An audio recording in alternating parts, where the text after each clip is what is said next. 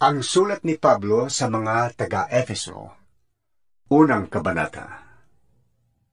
Mula kay Pablo, na naging apostol ni Kristo Jesus ayon sa kalooban ng Diyos, para sa mga hinirang na nasa Efeso at nagpapasakop kay Kristo Jesus. Sumainyo nawa ang pagpapala at kapayapaang mula sa Diyos na ating Ama at sa Panginoong Hesukristo. Purihin ang Diyos at Ama ng ating Panginoong Hesukristo. Pinagkalooban niya tayo ng lahat ng pagpapalang espiritual at makalangit dahil sa ating pakikipag-isa kay Kristo. Bago palikhayin ng sanlibutan, ay hinirang na niya tayo upang maging Kanya sa pamamagitan ng ating pakikipag-isa kay Kristo, upang tayo'y maging banal at walang kapintasan sa harap niya. Dahil sa pag-ibig ng Diyos, tayo'y Kanyang pinili upang maging anak niya sa pamamagitan ni Hesukristo. Iyan ang Kanyang layunin at kalooban. Purihin natin Siya dahil sa Kanyang kahangahangang pagkalinga sa atin sa pamamagitan ng Kanyang minamahal na anak. Tinubos tayo ni Kristo sa pamamagitan ng Kanyang dugo, at sa gayon ay pinatawad na ang ating mga kasalanan. Ganoong kadakila ang kagandahang loob na ibinigay niya sa atin. Sa pamamagitan ng Kanyang karunungan at kaalaman, ipinaunawa sa atin ng Diyos ang Kanyang lihim na layunin na isa sa katuparan sa pamamagitan ni Kristo pagdating ng takdang panahon. Ang layunin niyang ito ay pag-isahin ang lahat ng nilikha sa langit at sa lupa, at si Kristo ang Pangulo.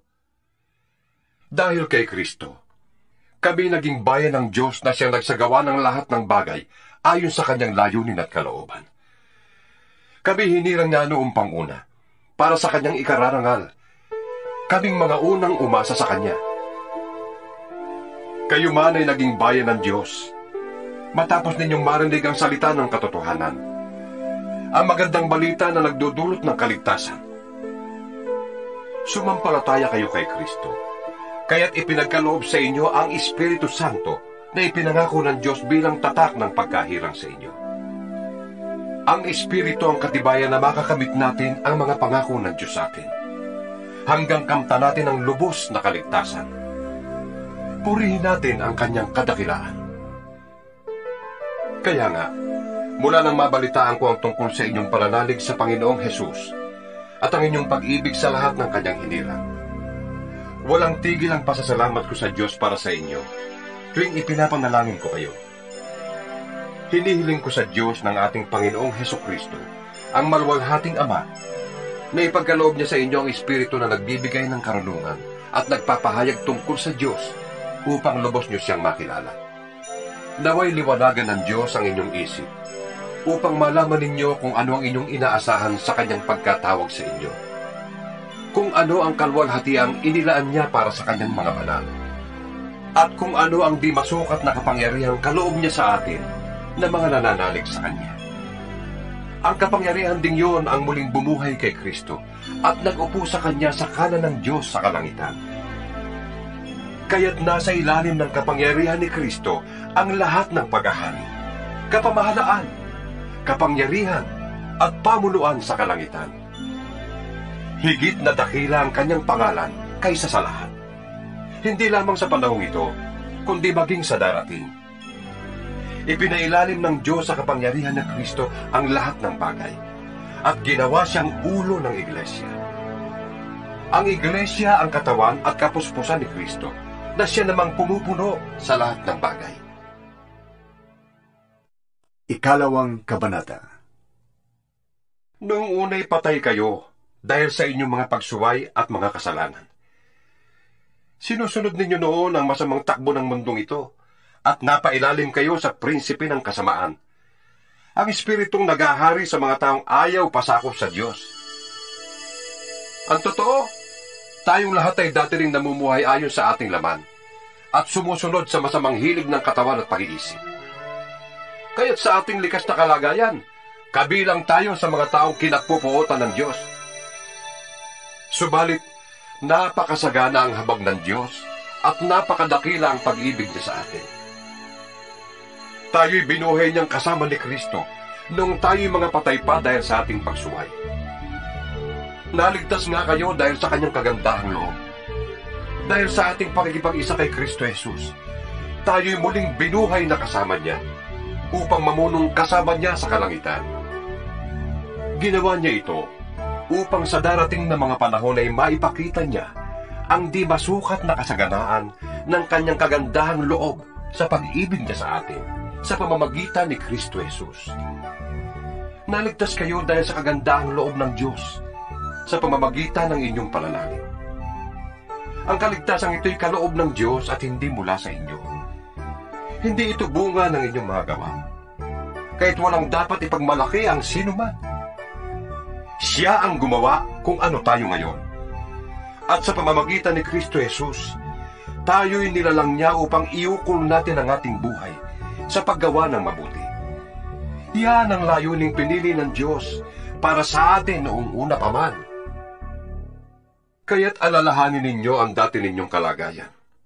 Kayo'y ipinanganak ng mga hintil at di tuli ang tawag sa inyo ng mga Hudyo. Ang mga Hudyo naman ay tinatawag ng mga tuli dahil sa ginagawa nila sa kanilang katawan.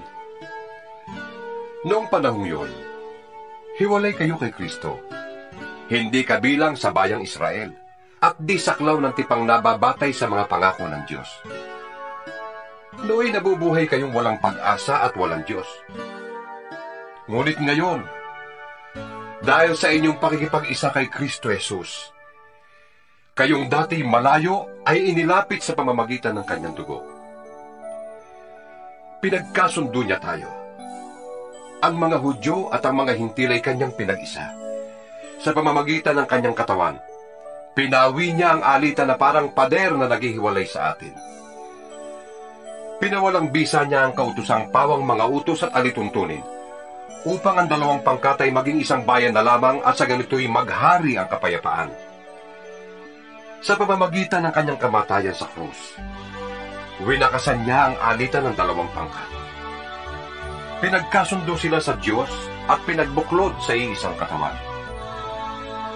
Naparito nga si Kristo at ipinangaral niya sa lahat ang magandang balita ng kapayapaan. Sa inyong mga hintil na malayo sa Diyos, at sa mga Hudyo na malapit sa Kanya. Dahil kay Kristo, tayo'y kapwa nakakalapit sa Ama sa pamamagitan ng iisang Espiritu. Sa makatwid, hindi na kayo dayuhan o taga-ibang bansa, kundi kababayan na ng mga hinirang ng Diyos at kabilang sa Kanyang sambahayan. Tulad ng isang gusali, kayo'y itinayo sa pundasyong inilagay ng mga apostol at mga propeta, na ang batong panulukan ay si Kristo Jesus. Sa pamamagitan niya, ang bawat bahagi ng gusali ay nagkakaugnay-ugnay at nagiging isang templong banal ng Panginoon. Dahil din sa inyong pakikipag-isa sa Kanya, kayo man ay kasama nilang naging bahagi ng tahanan ng Diyos sa pamamagitan ng Espiritu. Ikatlong kabanata. Kaya nga akong si Pablo ay naging bilanggo, dahil kay Kristo Jesus alang-alang sa inyong mga hintil. Marahil ay nabalitaan na ninyo, na dahil sa kagandahang loob ng Diyos ay pinagkatiwalaan niya ko ng tungkuling ito para sa inyong ikabubuti. Ipinahayag sa akin ng Diyos ang kanyang lihim na plano. Maikli lamang ang naisulat ko sa inyo tungkol dito, at habang binabasa ninyo ito, malalaman ninyo kung ano ang pagkaunawa ko sa lihim tungkol kay Kristo. Ito'y hindi ipinaalam sa mga tao noong mga nakaraang panahon. Ngunit inihayag ngayon ng Diyos sa pamamagitan ng Espiritu sa kanyang mga banal na apostol at mga propeta. At ito ang lihim. Sa pamamagitan ng magandang balita, ang mga hintil ay may bahagi rin sa mga pagpapala ng Diyos tulad ng mga Hudyo. Kabilang din sila sa iisang katawan at may bahagi sa pangako ng Diyos dahil kay Kristo Jesus. Sa kagandahang loob ng Diyos, ako'y ginawa niyang tagapangaral ng magandang balita. Ang tungkuling ito'y ibinigay niya sa akin sa pamamagitan ng kanyang kapangyarihan. Ako ang pinakahamak sa mga hinirang ng Diyos. Ngunit minarapat niyang ipagkaloob sa akin ang tungkuling ito, ang mangaral na magandang balita sa mga hintil, tungkol sa di masukat na kayamanan ni Kristo. At magpaliwanag sa lahat kung paano isasagawa ng Diyos ang kanyang lihim na plano. Sa mga nakaraang panahon, ay inilihim ito ng Diyos na lumikha ng lahat ng bagay. Ginawa niya ito upang sa pamamagitan ng Iglesia ay maipakilala ngayon sa mga pinuno at mga may kapangyarihan sa sangkalangitan ang walang hanggang karunungan ng Diyos na nahahayag sa iba't ibang paraan. Ito'y alinsunod sa kanyang layunin bago pa man likhain ang sanlibutan. Tinupad niya ang layunin ito sa pamamagitan ni Kristo Jesus na ating Panginoon. Dahil sa ating pakikipag-isa at pananalig sa Kanya, makakalapit tayo sa Diyos ng may pagtitiwala at panatagang loob. Kaya't hinihiling ko sa inyo na huwag kayong masisiraan ng loob dahil sa mga kahirapang tinitiis ko alang-alang sa inyo, sapagkat ito'y para sa inyong ikararangal. Dahil dito, ako'y lumuluhod sa Ama na siyang pinagmula ng bawat sambahayan sa langit at sa lupa. Idinadalangin ko na palakasin niya ang inyong buhay espiritual ayon sa kanyang kayamanan at kadakilaan sa pamamagitan ng kanyang espiritu. Naway manatili si Kristo sa inyong mga puso sa pamamagitan ng inyong pananalig sa Kanya. Dalangin ko na ang lahat ng inyong gawain ay nag-uugat sa pag-ibig upang maunawaan ninyo kasama ng mga hinirang ng Diyos kung gaano kalawak, kahaba, kataas, at kalalim ang Kanyang pag-ibig. At naway malaman ninyo ang pag-ibig ni Kristo na hindi kayang abutin ng pag-iisip upang kayo'y lubos na matulad sa Diyos. Sa Kanya na makakagawa ng higit pa kaysa maaari nating hilingin at isipin. Sa pamamagitan ng Kanyang kapangyarihang nag-ahari sa atin. Sa Kanya ang kalwalhatian sa pamamagitan ng Iglesia at ni Kristo Jesus magpakailanman. Amen. Ika-4 na kabanata. Kaya't ako na isang bilanggo dahil sa Panginoon, ay nakikiusap sa inyo na mamuhay kayo gaya ng nararapat sa mga tinawag ng Diyos. Kayo'y maging mapagpakumbaba, malumanay at matyaga. Magmahalang kayo at magpasensya sa isa't isa. Sikapin ninyong mapanatili ang pagkakaisa na kaloob ng Espiritu sa pamamagitan ng pamumuhay sa kapayapaan bilang magkakapatid. Iisa lamang ang katawan, iisa rin ang Espiritu. Tayo ay tinawag din sa iisang pag-asa. Tayo ay may iisang Panginoon lamang, iisang pananampalataya at iisang bautismo. Iisang Diyos at Ama nating lahat. Siya ay higit sa lahat, kumikilo sa lahat at nananatili sa lahat. Ang bawat isa sa atin nakatanggap ng tanging kaloob ayon sa sukat na ibinigay ni Kristo. Ganito ang sinasabi ng kasulatan. Nang umakyat siya sa kalangitan, nagdala siya ng maraming bihag at nagbigay ng mga kaloob sa mga tao. Ano ang ibig sabihin ng umakyat siya? Ang ibig sabihin niya na bumaba muna siya sa lupa. Ang bumaba ay siya rin namang umakyat sa kataas-taasan ng kalangitan upang mapuno ng kanyang presensya ang lahat ng nilikha. At binigyan niya ang ilan ng kaloob upang maging mga apostol. Ang iba na may mga propeta, ang iba'y ibanghilista, at ang iba'y pastor at guro. Ginawa niya ito upang ihanda sa paglilingkod ang lahat ng hinirang para sa ikatitibay ng kanyang iglesia hanggang makamta natin ang iisang pananampalataya at pagkakilala sa anak ng Diyos at maging ganap ang ating pagkatao ayon sa pagiging ganap ni Kristo. Hindi na tayo magiging tulad sa mga batang madaling matangay ng sari-saring aral. Hindi na tayo maililigaw ng mga taong ang hangad ay dalhin tayo sa kamalian sa pamamagitan ng kanilang katusuhan at panlilinlang. Sa halip, sa pamamagitan ng pagsasalita ng katotohanan sa diwa ng pag-ibig, tayo'y dapat na maging lubos na katulad ni Kristo na siyang ulo nating lahat. Sa pamamagitan niya, ang mga bahaging pinag-ugnay-ugnay ng kasukasuan ay magiging isang katawan. At kung maayos na gumaganap ng tungkulin ng bawat bahagi, ang buong katawan ay lalaki at lalakas sa pamamagitan ng pag-ibig. Sa ngalan ng Panginoon, ito ang sinasabi ko sa inyo.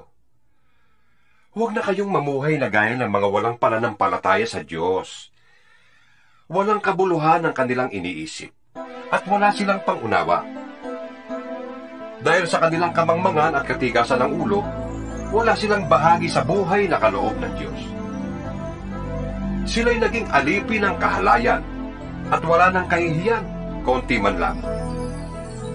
Wala silang inaatupa kundi pawang kalaswaan. Hindi ganyan ang natutuhan ninyo tungkol kay Kristo. Napakinggan na ninyo ang aral ni Jesus at natutuhan na ninyo ang katotohanan nasa Kanya. Iwanan ninyo ang dating pamumuhay. Hubarin na ninyo ang inyong dating pagkatao na napapahamak dahil sa masasamang nasa. Magbago na kayo ng diwa at pag-iisip. At ang dapat na isuot ninyo'y ang bagong pagkatao na nilikhang kalarawan ng Diyos at nahahayag sa matuwid at banal na pamumuhay ayon sa katotohanan. Dahil dito, itakwil na natin ang pagsisinungaling at tayong lahat ay magsabi ng totoo sa isa't isa, sapagkat tayo'y bahagi ng iisang katawan. Kung magagalit man kayo, iwasan ninyo ang kayo'y magkasala. Huwag ninyong patagalin ang inyong galit. Huwag ninyong bigyan ng pagkakataon ng dyablo. Ang magnanakaw ay huwag nang magnakaw. Sa halip, maghanap siya ng marangal na ikabubuhay para makatulong sa mga nangangailangan. Huwag kayong gumamit ng masasamang salita. Lagi ninyong sikapin na ang pangungusap ninyo'y makakabuti at angkop sa pagkakataon upang pakinabangan ng mga makakarinig. At huwag ninyong dulutan ng sama ng loob ang banal na Espiritu ng Diyos, sapagkat siya ang tatak ng Diyos sa inyo, ang katibayan na kayo'y tutubusin pagdating ng taktang araw. Alisin na ninyo ang lahat ng sama ng loob, poot at galit. Huwag na kayong mambubulyaw, manlalait at mananakit ng damdamin ng kapwa. Sa halip, maging mabait kayo at maawain. Magpatawad kayo sa isa't isa, tulad ng pagpapatawad sa inyo ng Diyos dahil kay Kristo. 5 Kabanata. Yamang kayo'y mga anak na minamahal ng Diyos. Tularan niyo siya. Mamuhay kayong puno ng pag-ibig tulad ni Kristo. Dahil sa kanyang pag-ibig sa atin, inialay niya ang kanyang buhay bilang mabangong alay at handog sa Diyos. Kayo'y mga hinirang ng Diyos, kaya't hindi dapat mabanggit man lamang na kayo'y nakikiapid o gumagawa ng anumang uri ng kahalayan o pag-iimbot. Huwag din kayong gagamit ng anumang malaswa o walang kabuluhang pananalita at pagbibirong di nararapat. Sa halip, magpasalamat kayo sa Diyos. Alam na ninyong walang bahagi sa kaharian ni Kristo at ng Diyos ang taong nakikiapid, mahalay, o sakim, sapagkat ang kasakiman ay isang uri ng pagsamba sa Diyos-Diyosan. Huwag kayong padaya kaninuman sa pamamagitan ng mga pangangatwirang walang kabuluhan, sapagkat dahil nga sa mga ito, ang Diyos ay napupuot sa mga suwain. Kaya't huwag kayong makikisama sa kanila. Dati, kayo'y nasa kadiliman, ngunit ngayon nasa kaliwanagan na, sapagkat kayo'y nasa Panginoon. Mamuhay kayo ngayon ng nararapat sa mga taong nasa liwanag, sapagkat pawang mabuti, matuwid at totoo ang ginagawa ng namumuhay sa liwanag. Pag-aralan ninyo kung anong kalugod-lugod sa Panginoon. Huwag kayong makikisama sa mga taong gumagawa ng mga bagay na walang ibinubungang kabutihan. Sa halip, ay ibunyag ninyo ang mga iyon. Kahiya-hiyang mabanggit man lamang ang mga bagay na iyon na ginagawa nila ng lihim. Ang lahat ng nalalantad sa liwanag ay nakikilala kung ano talaga iyon, at nalalantad ang lahat dahil sa liwanag.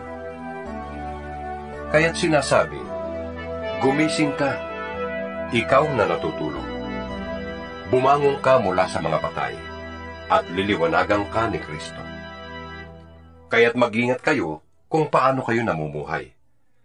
Mamuhay kayong tulad ng matatalino at di tulad ng mga mangmang. Samantalahin ninyo ang bawat pagkakataon na kayo makagawa ng mabuti, sapagkat punong-puno ng kasamaan ang daigdig ngayon. Huwag kayong maging hangal. Unawain ninyo kung anong kalooban ng Panginoon. Huwag kayong maglalasing, sapagkat mauuwi yan sa magulong pamumuhay. Sa halip ay dapat kayong mapuspos ng Espiritu. Mag-awitan kayo ng mga salmo, mga himno, at mga awiting espiritual. Buong puso kayong umawit at magpuri sa Panginoon. Lagi kayong magpasalamat sa Diyos na ating Ama dahil sa lahat ng bagay, sa pangalan ng ating Panginoong Hesukristo. Pasakop kayo sa isa't isa bilang tanda ng inyong paggalang kay Kristo. Mga babae, pasakop kayo sa inyong asawa, tulad ng pagpapasakop ninyo sa Panginoon. Sapagkat ang lalaki, ang ulo ng kanyang asawa, tulad ni Kristo na siyang ulo ng iglesia na kanyang katawan at siyang tagapagligtas nito. Kung paanong nasasakop ni Kristo ang iglesia, gayon din naman, ang mga babae ay dapat pasakop ng lubusan sa kanilang asawa. Mga lalaki, ibigin ninyo ang inyong asawa na gaya ng pag-ibig ni Kristo sa iglesia. Inihandog niya ang kanyang buhay para sa iglesia, upang ialay ito sa Diyos, matapos linisin sa pamamagitan ng tubig at ng salita. Ginawa niya ito upang ang iglesia ay maiharap niya sa kanyang sarili na maganda, banal, walang kapintasan, batik, o kulubot man. Gayon din naman, dapat mahalin ng mga lalaki ang kanilang asawa tulad ng sarili nilang katawan. Ang lalaki nagmamahal sa kanyang asawa ay nagmamahal sa kanyang sarili. Walang taong namumuhi sa sarili niyang katawan. Sa halip, ito'y pinapakain at inaalagaan, tulad ng ginagawa ni Kristo sa iglesia.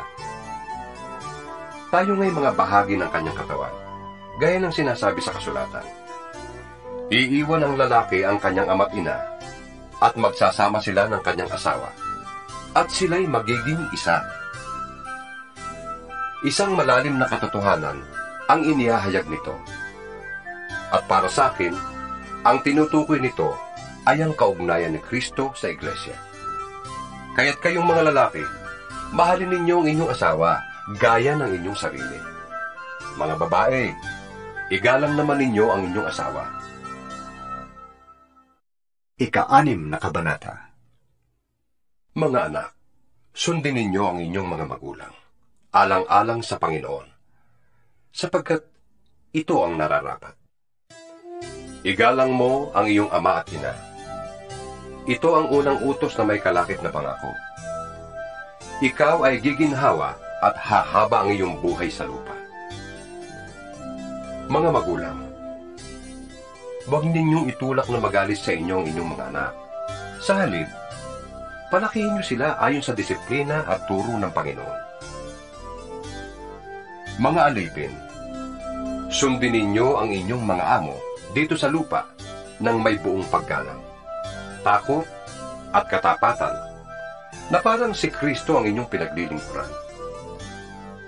Gawin ninyo yan, may nakakakita man o wala, hindi upang mapuri ng mga tao, kundi dahil sa kayo'y mga lingkod ni Kristo at kusang loob na sumusunod sa kalooban ng Diyos. Maglingkod kayo ng masaya ang kalooban, na parang sa Panginoon kayo naglilingkod at hindi sa tao. Sapagkat alam ninyong gagantimpalaan ng Panginoon ang bawat mabuting gawa ninyo man, maging alipin o malaya. Mga amo, maging mabuti kayo sa inyong mga alipin, at huwag silang pagbabantaan. Huwag ninyong kalilimutan na kayo'y parehong alipin ng iisang Panginoon na nasa langit, at hindi nagtatangi kanino man. Bilang pagwawakas, magpakatibay kayo sa lakas na galing sa Panginoon at sa kanyang dakilang kapangyarihan. Gamitin ninyo ang lahat ng kagamitan at sandatang kaloob ng Diyos upang mapaglabanan ninyo ang mga pakana ng dyablo. Sapagkat hindi sa tao tayo nakikipaglaban, kundi sa mga pinuno, mga may kapangyarihan, at sa mga tagapamahala ng kadilimang umiiral sa sanglibutan ito, ang mga hukbong espiritual ng kasamaan sa himpapawid. Kaya't isuot ninyo ang kasuotang pandigma na mula sa Diyos. Sa gayon, makakalaban kayo kapag dumating ang masamang araw na sumalakay ang kaaway, upang pagkatapos ng labanan, ay matatag pa rin kayong nakatayo. Kaya't maging handa kayo. Ibigki sa inyong baywang ang pamigkis ng katotohanan, at itakip sa dibdib ang panangga ng pagkamatuwid. Isuot ninyo ang sandalyas ng pagiging handa sa pangangaral ng magandang balita tungkol sa kapayapaan. Lagi ninyong gawing kalasag ang pananampalataya na siyang papatay sa lahat ng nagliliyab na palaso ng diablo. Isuot ninyo ang helmet ng kaligtasan at gamitin ang tabak ng Espiritu na walang iba kundi ang salita ng Diyos. Ang lahat ng ito'y gawin ninyo na may panalangin at pagsama. Manalangin kayo sa lahat ng pagkakataon, sa patnubay ng Espiritu. Lagi kayong maging handa at patuloy na ipanalangin ang lahat ng hinirang ng Diyos. Ipanalangin din ninyong ako'y pagkalooban ng mastong pananalita upang buong tapang kong maipahayag ang hiwaga ng magandang balitang ito. Dahil sa magandang balitang ito, ako'y sinunggo at ngayon nakabilanggo. Kaya't ipanalangin ninyong maipahayag ko ito ng buong tapang gaya ng nararapat. Si Tikwico na mahal nating kapatid at tapat na lingkod ng Panginoon ang magbabalita sa inyo ng lahat ng bagay tungkol sa aking kalagayan at ginagawa. Kaya't sinusugo ko siya sa inyo upang malaman ninyo ang aming kalagayan at upang palakasin ang inyong loob. Naway ipagkaloob ng Diyos Ama at ng Panginoong Hesukristo sa lahat ng mga kapatid ang kapayapaan at ang pag-ibig na kalakip ng pananampalataya. Ang pagpapala ng Diyos ay sumainyong lahat. Sa inyo na umiibig ng walang mali sa ating Panginoong Hesukristo.